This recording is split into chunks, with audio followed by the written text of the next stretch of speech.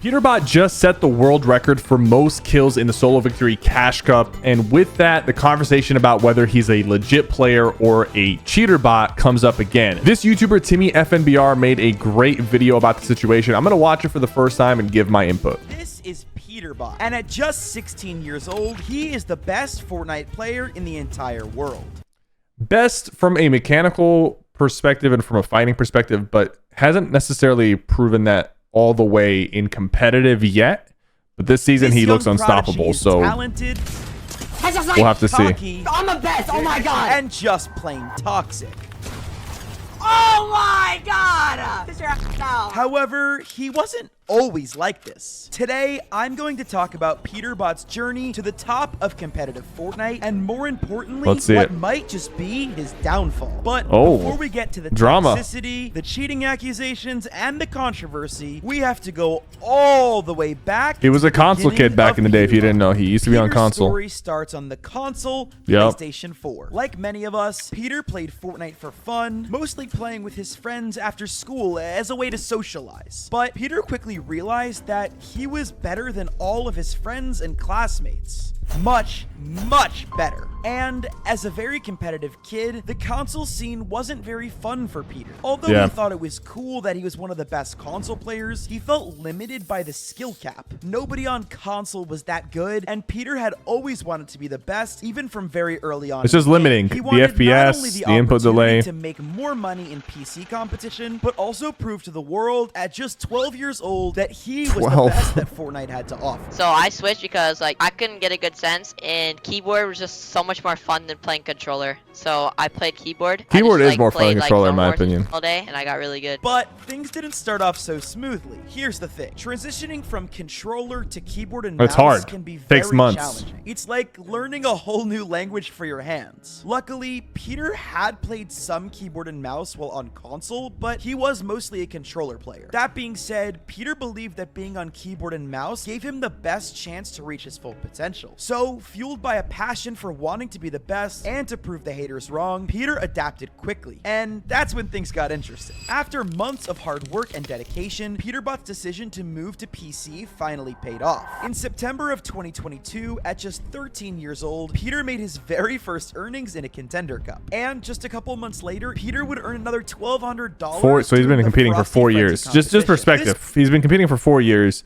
He's been earning for 4 years. If people think he's cheating, that means he's been cheating for 4 whole years and not once got caught. This was all great, but Peter wasn't happy with just that. So in June of 2021, at just 14 years old, Peterbot decided to enter the Fortnite All-Stars solo tournament. And his performance, you might ask? Well, it was nothing short of amazing. He outplayed seasoned veterans, showcasing near-perfect aim and lightning-fast build techniques, and some people even thought the kid was cheating, but we're gonna get to that later. You see, this wasn't just a good showing for Peter, this was a breakout moment. The young prodigy finally showed the world that he was on his way to becoming one of the greatest Fortnite players in the world. Finishing 8th place, Peter earned $18,000, which is such a crazy amount of money for just a 14-year-old to win. And the wins just kept rolling in, and so did the prize money. Peterbot, Loki, the prize money back in the day was a little bit higher than it is today. Still barely a teenager, was making tens of thousands of dollars. And perhaps more importantly, however, this All-Stars performance put Peter on the map. And suddenly the world's best pro players wanted to team up with him in tournaments. As good as Ninja tweeted, "Who's this Peterbot kid?" I don't remember him tweeting that. Peter was in solos, he even more so thrived off of team game modes. He wasn't the lone wolf type. He understood the power of working as a group to compete and get better. And at this point in his career, he started teaming up with talented players who complemented his skill set. Right after All-Stars, I played with the same people for I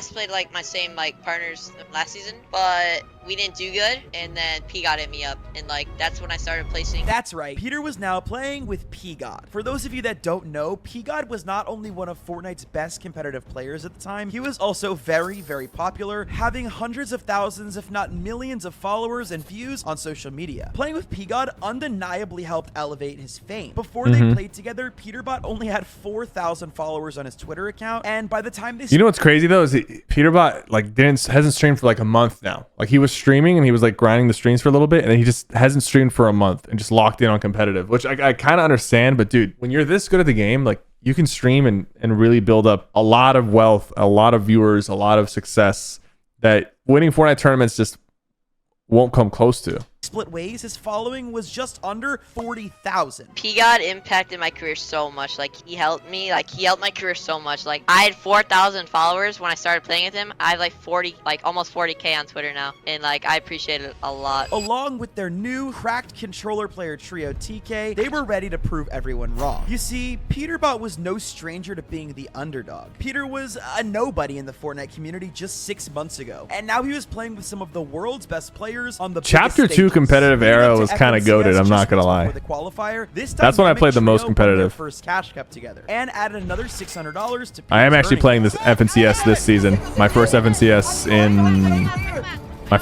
since chapter 2 actually. Let's go! Let's go! We won! Not the voice cracks, dude. Put on an absolute show in the well, we all been there though. Qualifiers, finishing first place and surprising much of the Fortnite community along the way. Despite their amazing performance in the qualifiers, however, Peterbot and his trio just missed out on the top 10 in grand finals, finishing 11th out of 33 teams and earning $2,300. And although they had seen some early success, the trio was short-lived. To the surprise of many of his peers and fans, Peter decided he didn't want to continue playing with Peterbot and TK following that FNCS. This, however, caused Peter to get some backlash. Oh, nice little piece on that guy. Holy crap. To call him ungrateful because he had left Peterbot, who had taken a chance on him as a young player. That being said, Peterbot himself never said anything bad about Peter, and the two seem to still get along to this day. But Peterbot's decision would later come back to haunt him. When asked about his decision to leave the trio, Peterbot said that, along with other factors, they split because he wanted to get his then drop spot Craggy uncontested. The only reason I really split was because I wanted to get uncon and grands. For those of you that don't know, a huge part of performing and placing well in these large tournament lobbies is having an uncontested drop spot. Simply put, if nobody is fighting you off the spawn of the match, you have a Wasn't that spot still contested though? Highly in each match and in the tournament as a whole. With all of this in mind, Peter decided to team up with two veteran players, Bucky and Macwood, who had both qualified for the much larger Fortnite World Cup. At they actually both Bucky did get contested. Macwood were regarded as two of Fortnite's best players, and they were excited to play with a young and hungry Peterbot. Peter, of course, wanted to play with good players, but also wanted to prove that with an uncontested drop spot, he could place much better than 11th place. But things didn't quite go to plan. Yeah, I placed 11th with P-God, Con, and Craggy, and I got 11th uncon. So, like, it's kind of down bad. Yep, you heard that right. Peter and his new trio placed exactly the same as they had in the previous season in 11th place, and earned another $2,300. This led to Peter getting even more backlash for his earlier decision to leave P-God. Peter's growing confidence had turned slightly cocky, and he thought he was perhaps maybe a little better than he actually was at that time. But I mean, who could really blame the kid? If I was making tens of thousands of dollars at just 14 years can easily old, get to your head. Ego as well. It could easily get to Peter your head, seemed to trust learn me. his lesson about making quick decisions and leaving teams that he shouldn't, and he decided to give Bucky and Macwood another chance. This decision would probably be one of the best in Peter's career. Shortly after their 11th place finish in FNCS, Epic Games announced Fortnite's Grand Royale. The Grand Royale was set to take place in that following November with a multi-million-dollar prize pool. And well, let's just say it's good that the trio stuck together. Right there. Right. Nice. Get the full, get the full. You have to get the full. Nice, Oh, bro. he barely got the full. Box up, box up. Do they win? No. Let's go! He got the knock. Let's go! Peter and his trio finished in an amazing 4th place, which earned the trio just under $30,000. It seemed like all was going well for Peter until Fortnite announced that the trio's game mode was coming to an end. Epic Games decided that starting in just 1 month, in that January gonna be duos. of 2022, the competitive game mode would switch to duos, which meant, once again, And it Peter stayed was on the duos hunt ever for a since, right? teammate. Luckily for Peter, at this point, there was plenty of people that wanted to play with him. After his incredible performance in the solo All-Stars and then the Grand Royale, Peter was a hot commodity. You see, at this point, Peter had not only become one of the better players in the Fortnite world, he also had a certain level of clout. So, with almost any duo in the game available to him, Peter gave multiple people a chance. He started by playing with one of the GOATs, Kanata, and they even won a duo cash cup together. He then tried out Nani, his old trio member Macwood, and even ran up the next FNCS with his good friend Quanti. After they finished in 10th place, Peter decided to continue looking for teammates because he hadn't found the right fit. But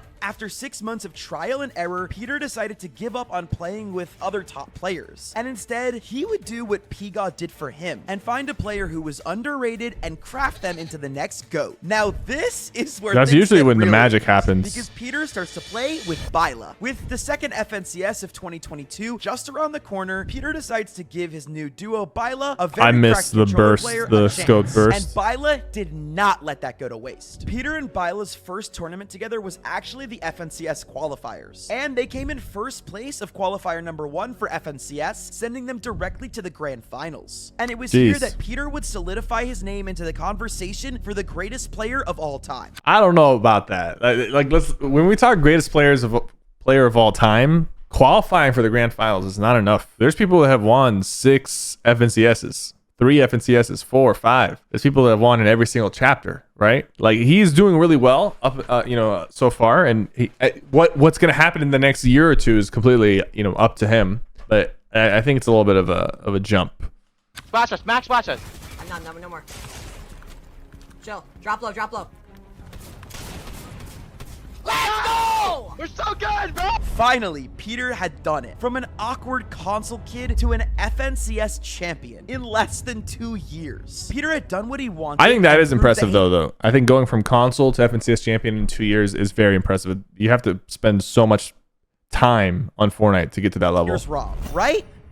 Well, not so fast, because Peterbot's success did not come without questions. Earlier in this video, I told you Peterbot had received some very serious cheating accusations, and now that he was at the top of the game, everyone was gunning to take him down. Peter's laser-like aim, seemingly tracking opponents through walls, fueled accusations of him cheating. After all the success, terms like soft aim and macros became commonplace in conversations surrounding Peter, and soon after, videos like this one started to pop up all over social media. We are purely talking about the professional player signed to TNG, Peterbot. He has come. What happened to this guy, the Fortnite guy? What happened to him? Of cheating. And here's the thing: these accusations weren't coming from random internet. Okay, see that little jump that happened right there? That's happened to me like 100 times with the scoped weapons. So whenever I see a clip with the scoped weapon, like, you got to take it with a grain of salt, because to this day, scoped weapons sometimes are still bugged and it'll just jump.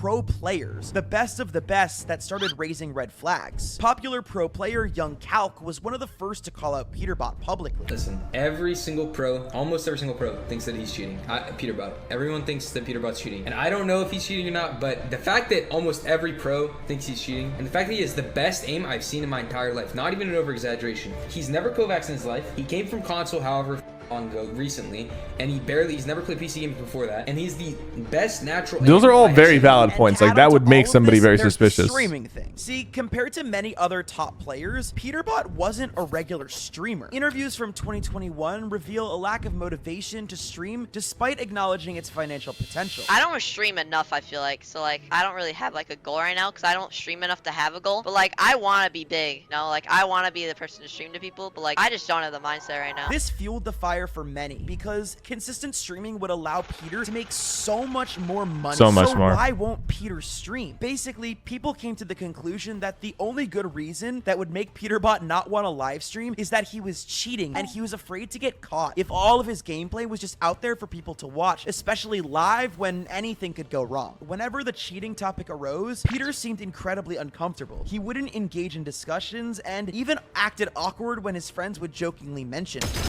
I feel like when I joked around with him being a hacker, like, because he was in a couple of my videos, like, I didn't feel like he was nervous. But I mean, this was more recent, so it's not like these older clips. But it felt like he was, like, owning the jokes. What? Wait, did I say Peter! Wait. You were making it obvious, on God! Later that year, however, Peter had an opportunity to silence all the haters. You see, Fortnite had announced its first official This LAN is bad, event though. since the Fortnite World Cup. This is bad. I know where this is going.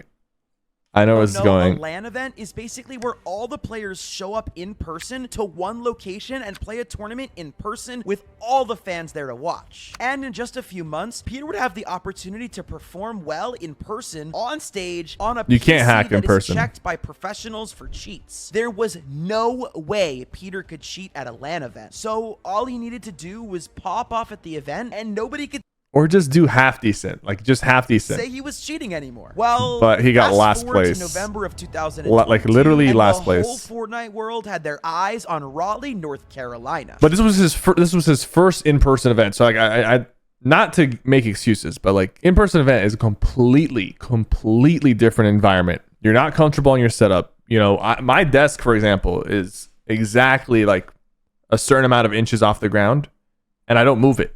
Like, this is what I'm used to. You go there, you're going to be playing on a setup that's different, a desk that's different height, different monitor, different everything. Like, the crowd is yelling. I can understand a poor LAN performance one time, but if it consistently happens, like if there's more LANs coming up, which he'll have qualified for, and he consistently performs really poorly at LAN, then you can be like, this is not a good sign. This was the home of the FNCS Invitational LAN. This was it, the moment that Peter was ready to silence the haters. However, right before the LAN, news came out that would shock the Fortnite community. Peter's current duo and co-FNCS champion, Byla, would not be attending the LAN event. Some people thought that Peter didn't want to play with Byla because he thought he wasn't good enough. Some social media users even started saying that Peter paid Byla to drop out of the event so that Peter could duo with his friend and really good pro player Jamper. Both Peter and Byla denied these accusations, and Byla even came forward saying himself that he chose not to play for, quote, personal reasons.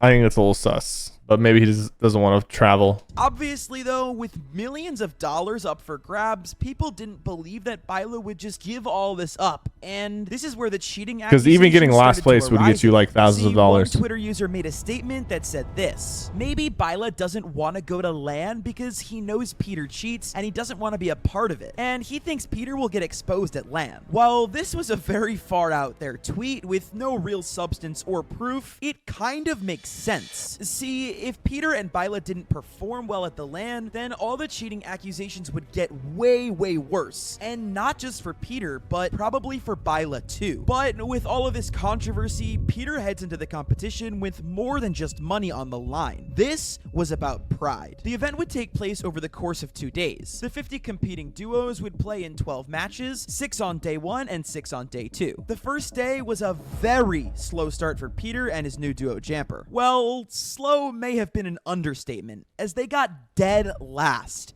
Yeah, dead last. 50th out of 50. Couldn't get any worse. But Peter had just 1 day left. 6 more games to prove to the world that not only was he not cheating, but that he was one of the GOATs of Fortnite. Well, unfortunately, it didn't quite go down like that. Peter ended up finishing 37th place out of 50 teams, winning only $1,000. With only all of that being said, there was a ton of factors at play here. Peter was young, nervous, and playing with a brand new duo. So we can't say for sure if his poor LAN performance had anything to do with cheating or lack thereof. The new duo part is very true. Didn't help the cheating accusations. Most recently, Peter has continued his success by finishing 2nd place in the duo FNCS Grand Finals this past February with his duo partner Poyo. Here, Peter and his duo took home $45,000. With that being said, bro, they also just played a Cash Cup where they broke the record for most points in a Cash Cup because they won.